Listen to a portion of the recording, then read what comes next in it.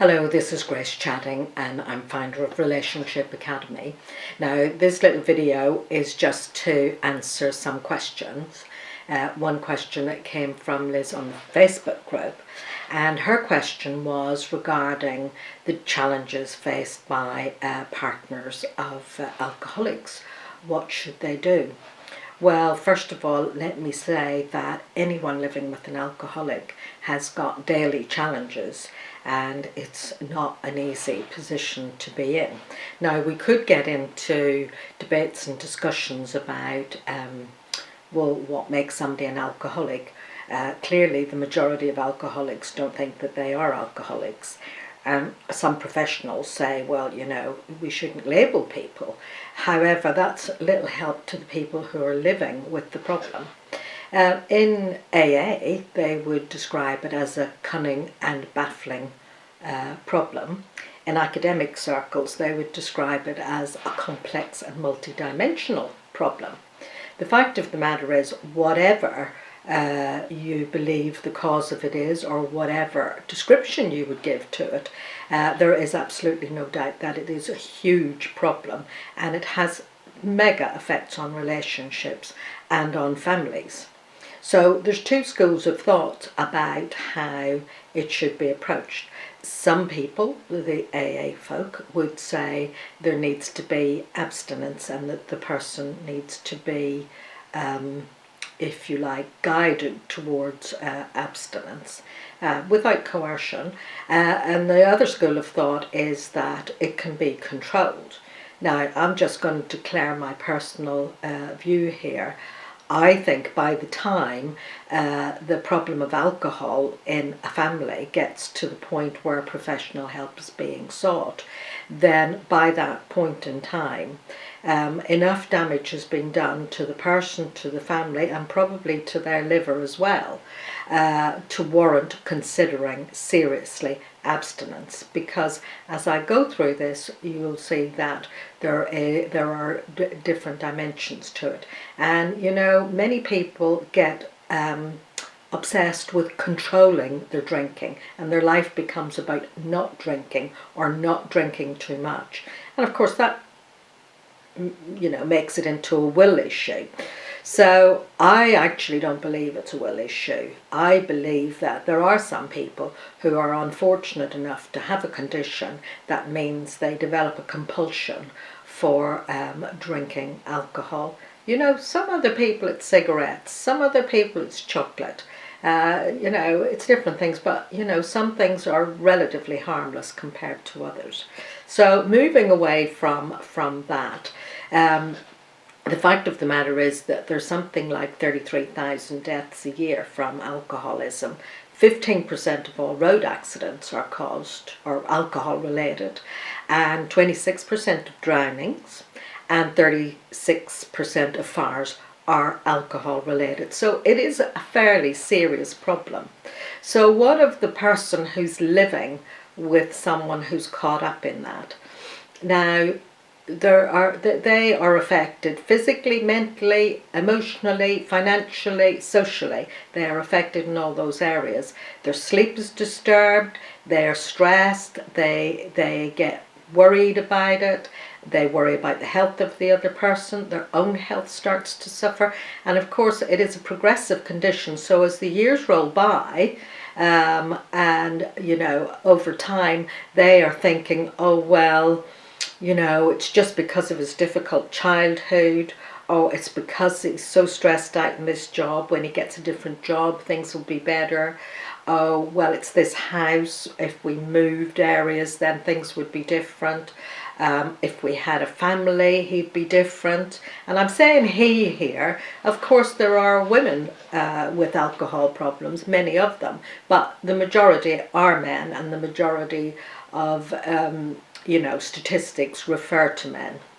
So I'm saying he, but I mean it can be for both. So she's trying to keep the family going, look after the children. She's stressed out, she worries, Sometimes, and it depends on how alcohol affects the person. There's different kinds of alcoholics. There's the alcoholic who is what would be described as a biter, who maybe maybe doesn't drink for about 3 months and says, well, there you are, I haven't got an alcohol problem. But when they have a drink, they just have a mega blowout, and they may be drunk for a week. That they just have bouts of heavy drinking. Then there's the binger who doesn't drink all week, doesn't touch it, but blows out every weekend and cannot seem to pass a weekend without getting drunk Friday, Saturday, Sunday, or whatever their particular pattern is. And then there's the topper-uppers. They never get really drunk, but they're never quite sober because they just drink constantly every day, and they have a steady level of alcohol in their system. And also, so there's those different types of alcoholics, but then there's different temperaments and dispositions. Some people are kind of quiet, get drunk quietly, they maybe drink at home and never go to the pub. Other people are pub drinkers, and part of their addiction is going to the pub and drinking in the pub. And some people get quite nasty with alcohol, and some of them feel a bit guilty for drinking or going to the pub so much, so they'll provoke an argument to justify storming off out. So there's different behaviours that go with different types of alcoholic as well. So, what does a partner do? Depends. But physically there are effects. There's all that unpredictability, and then mentally, because of the unpredictability, there's high levels of uncertainty around. Kind of with a pub drinker, it's kind of on a daily basis, is he going to go to the pub tonight? And the whole family's walking on eggshells to try and keep everything as calm and as peaceful as possible so that the alcoholic won't feel inclined to go to the pub. And of course, in spite of all their efforts, he or she will find some reason to get up and go out and drink. So emotionally, as time goes on, because it's progressive as well, to justify carrying on with the drinking, the alcoholic's behaviour can become quite abusive, and then they will blame their partner for their drinking, and it will be along the lines of, well, if you were more of a woman, I wouldn't need to drink. If you were better at sex, if you were a better cook, if you were a better mother, if you were a better housekeeper. And so the partner of such an alcoholic, their whole sense of self-esteem and confidence is ground down and eroded. And of course they're baffled with why this person behaves this way, because in between times there's a lot of remorse and I'm sorry, I didn't mean it, come on and I'll take you out for dinner, and I'll wash the dishes. There's a lot of trying to make up for things. So, and when things are nice, it's very nice, and when things are horrible, it's horrible. Socially, there's a lot of impact on the partner because it's embarrassing. It's embarrassing to have friends noticing and seeing the behaviour and the incoherence, but also if they go to functions, they tend to drink more than the average person, and they get more preoccupied with drinking and staying on and having the last drink and having the extra drink, So socially, the partner of the alcoholic also withdraws from friends as well, and same with family, because people know. The alcoholic thinks nobody knows, but everybody does know. And with family, it's difficult to plan things, and of course family occasions, birthdays, weddings, the alcoholic tends to get drunk and cause a scene or cause embarrassment. So the family relationships are affected as well. But one of the big things about the partner of an alcoholic is that they get into the way of covering up, because they run a kind of a parallel process with the alcoholic. The alcoholic denies that they have a problem. They stay in denial. But the partner also stays in denial and, puts it down to the stress at work or the difficult childhood or whatever. The partner covers up, and so all the covering up, or if he's got a bad hangover and can't go to work, phoning up work and saying, oh, he's got a bad cold, he's not feeling very well today, making excuses. All of that enables the alcoholic to carry on behaving as he is. Over the years, many women finish up if the bills can't be paid, or coming up to Christmas, children need toys, and the financial toll of the drinking in terms of the actual money spent on it, but also the loss of earnings or fines for drunken driving and such like, the costs of it. Many women finish up selling their jewellery, things that they'd had for a long time. They sell them just to get money to pay the bills. Many of them finish up losing their homes, and so it can extend to huge proportions. For the partner, look, it's not for me to say what they should do, but you see, while all this is going on, it role models for the children how to be in disordered relationships. It's not really good role modelling, because underlying all addictions is the form of disordered relationship known as codependence, which means the partner of the alcoholic becomes enmeshed with the alcoholic. So the alcoholic gets preoccupied with when and where and how they're going to get their next drink. But the partner of the alcoholic gets preoccupied with trying to control when and where and how he's going to get the next drink or not get the next drink, as the case may be. And so what happens is they finish up with their life revolved around this other person. They're not in a relationship, they're in an entanglement. And there's the constant preoccupation about, well, what's he going to do? Is he going to go to the pub? If he does go to the pub, what's he going to be like when he comes home? How's he going to treat me? And how can I divert that?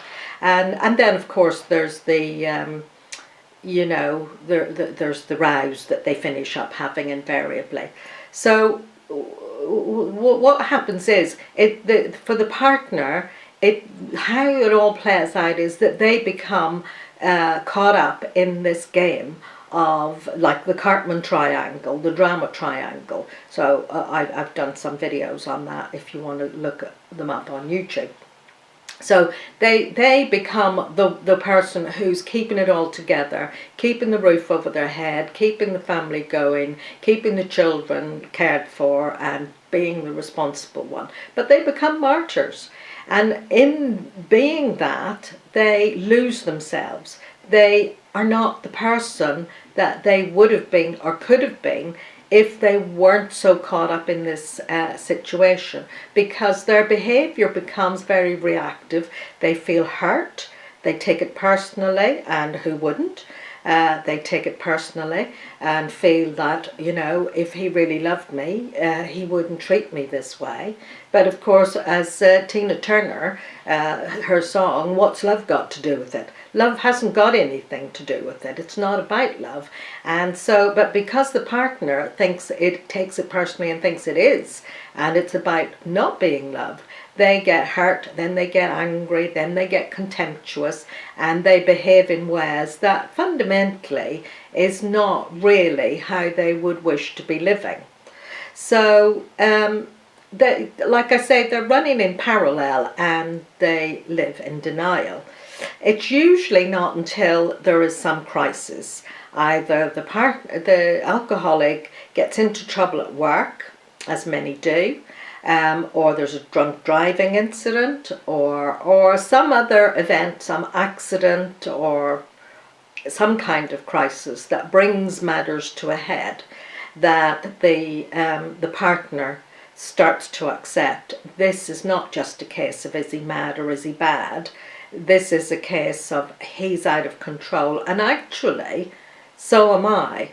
The biggest thing for the partner of an alcoholic is thinking that they can control somebody else's drinking. They can never do it. They spend years trying to do it, and all of their best efforts bring them to a point where hopefully they can surrender and accept that they are powerless. Because the program in AA, the 12-step program, the first step is admitted I was powerless. And partners of alcoholics cannot get anywhere as long as they still feel that they have some control over their partner's drinking, their alcoholic's drinking.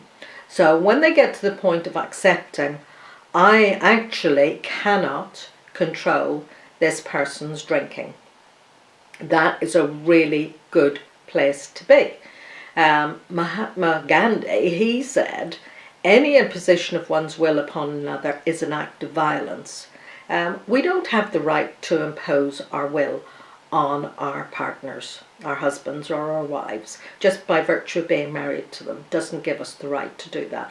And frankly, if somebody wants to drink themselves to death, that's their choice. The partner of an alcoholic also has choices, and they need to decide whether they're going to stay in that situation or not. Now, it really is a dilemma, but by making it their own choice to stay or to go, they are taking back the power in their own lives. And they cease to be a victim then. They start to take responsibility for themselves. And in answer to the question, what should the partner of an alcoholic do? Then, in my view, is they should take responsibility for themselves and for their own life. Now, that's not to say there isn't a dilemma here, because mostly the partner of an alcoholic loves that person. Often they've married them, they've made sacred vows, they've got children with them, and it's a huge dilemma. I would not underestimate the dilemma, but nevertheless, at the end of the day, if the alcoholic won't or can't go and get the help, we can't blame them for having the problem, but we can hold them accountable for getting some help. And that is the thing. And of course, part of the problem is to not see the problem. However, for the partner needs to decide to take back their own life. Now, it doesn't necessarily have to mean leaving, but it does mean that they get some help and they get support.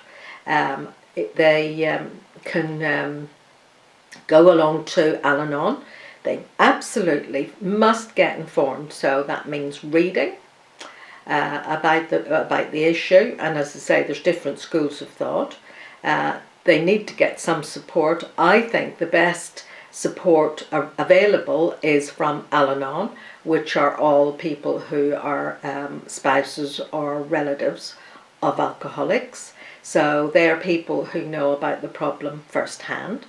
The other thing that the partner of an alcoholic needs to do is to stop enabling them, make a decision to stop covering up in any way, stop making excuses for them, don't ring up work, don't take up the slack paying their bills.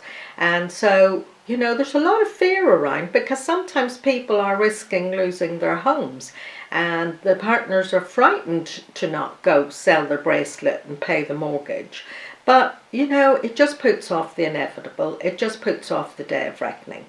So the best thing is to allow the day of reckoning to come, and actually to speak to the person, the alcoholic, and say clearly, not from a martyr or a victim point of view, not from a look what you're doing to me kind of stance, but from an adult to adult point of view, and say, look, I find this intolerable. I'm not prepared to carry on having my children living in this kind of a situation.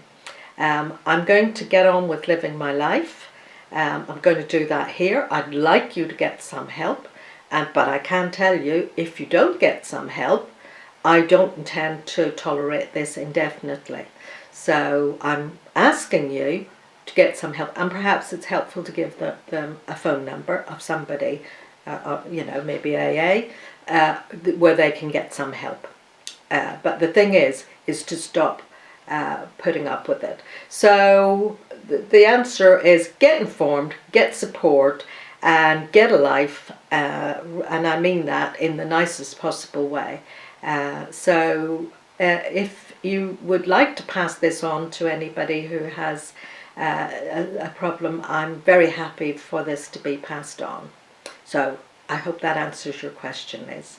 Thanks for listening. Bye now.